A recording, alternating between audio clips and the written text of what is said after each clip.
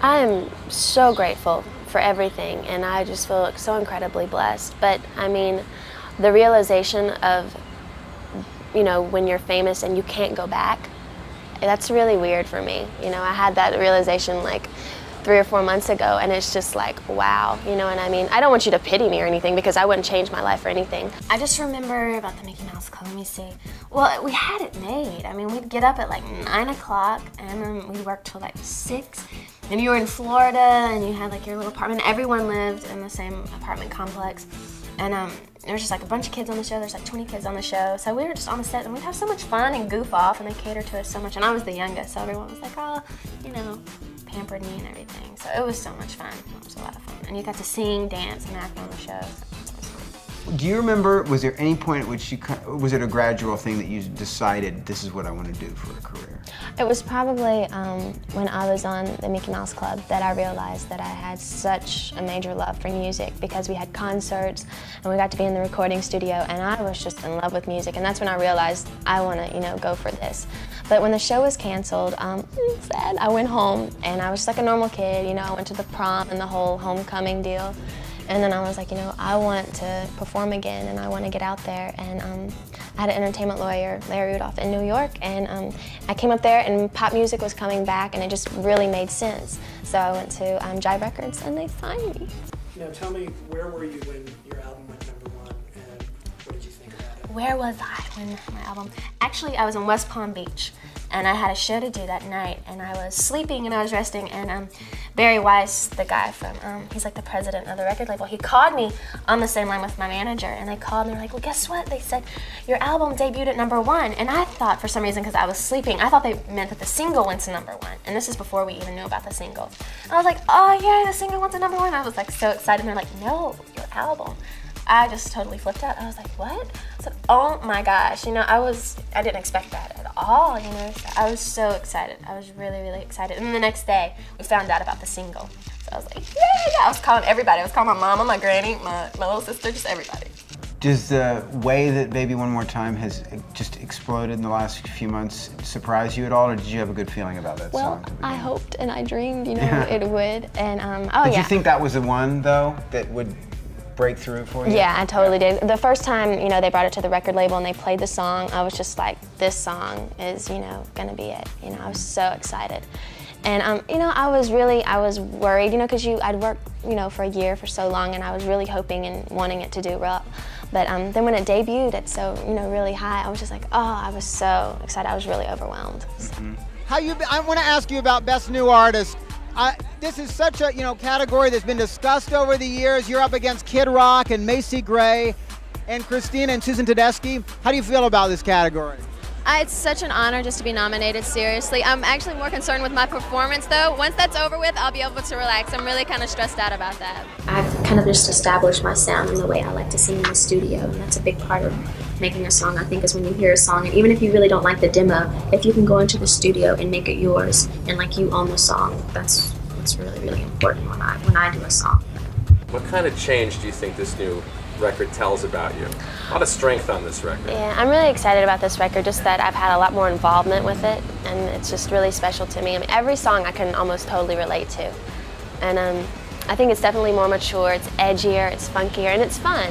And it's very diverse. It has songs like Satisfaction that have so much attitude, and then songs like Dear Diary, and it just captures all those moods, especially as being a teenager. We have all those moods that we go through, and it's cool to have an album like that. This album is definitely a little bit more mature than the first album. I was 16 when I recorded the first album. And I think I have more input, and it's more me. I'm more confident in the studio, and I think that's definitely going to come across. Pop is definitely, music that makes you want to stand up, makes you happy, and it's fun, and that's what it's all about, being happy and fun. And I love pop songs that also tell stories, too. How on earth are you going to top what you did on stage last year? You know what? My main concern for this performance is that I just don't fall. Seriously. I just, I want to go out there and do the best I can do, and hopefully people will like that, so. Now, this is a new song that you're performing? Yeah, no one's ever heard it before, so we'll see. I'm kind of nervous about that. Can you tell me a little bit more about the song itself? Really, it's talking about me just wanting to go to a club and do my own thing, and just the chorus of the song is "I'm a slave for you," and it's talking about just being a slave for music and a slave for love, and so. I wanted to do a movie that I was just really proud to be a part of. I was thrown so many different scripts in my direction, but this movie, just what it was saying, was just really beautiful. Where was the idea behind it? Where did the idea come from, this particular film? Well, really, when I was younger, I had my 3 best friends. Till this day, I still have my Courtney, Jansen, and Laura Lynn. And I just, I don't know, the whole concept came up of me, you know, me being with my girlfriends and us growing up with each other. And I wanted to do a teen movie, but I wanted to do something that teenagers could watch and be touched by, you know. And all of them have their own little issues, but at the same time, they have each other. And at the end of the day, that's what matters. Actually, I saw it for the first time yesterday. Ooh. So I was really, really excited. It was just bizarre seeing yourself on the big screen. You know what I mean? I was like watching it and I was like, oh my gosh, you know. But it's very sweet. It's very sweet and it's very heartfelt. And I cried in it. Like it was so weird. When I first was watching it, I was, you know, I'm not Britney Spears. I'm this dorky girl named Lucy, you know. And I'm watching it and I don't have that much makeup on. I'm not really glamorous. So it was just bizarre me playing someone else, you know. But then I got so lost into the character that I was just like so involved in the movie. It was really cool, you know. But I was crying and laughing, and it was very cool. So what's it feel like now, just as things are building up towards the release to the album? Are you excited? Are you nervous? Are you? I'm everything. I don't know what I am. I'm excited. I'm nervous. When you're in the studio, all you can do is not think about that stuff. Is just to really go inside yourself and just. And trust me, I've had time to do that, and just to really go there and just do what feels right for me.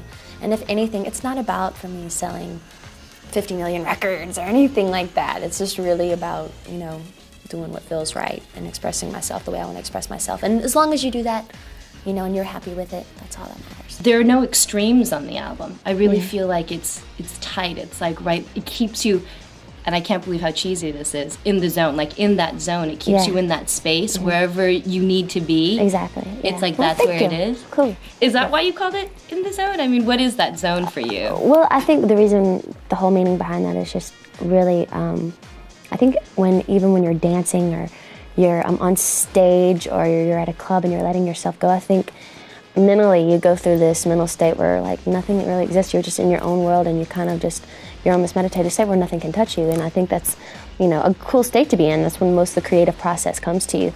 And I think that's where the song comes from. I think some people choose to put on their record stuff that's very, very personal to them.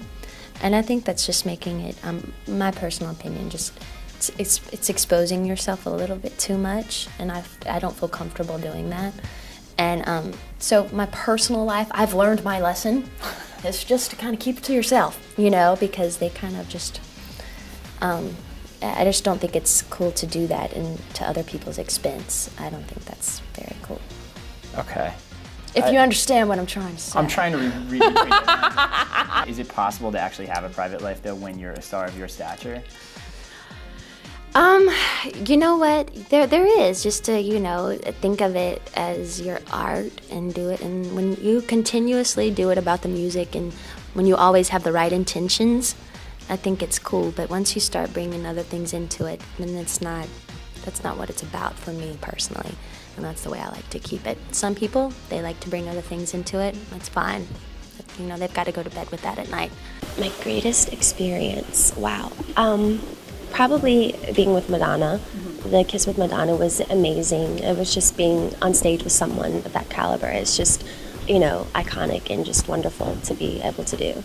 I hope people like listen to my music and it just makes them feel good and it makes them feel something. You know what I mean? Like when they hear it, like they turn the radio on and they just, it puts them in a good mood. It brightens their day. You know what I mean? Or like when they see me perform or whatever, it makes them want to, you know, there's a feeling as a performer when you go on stage, you're just like, you just come into this being and you just like, you feel so much and you're just going full out and it's just like expressing yourself, you know? Like when I was younger and I'd watch Madonna and Michael, it's like they didn't care about anybody being around. It was like, you know, they just went there, they went through this zone where they're just like, you know, performing and putting their heart out there, you know?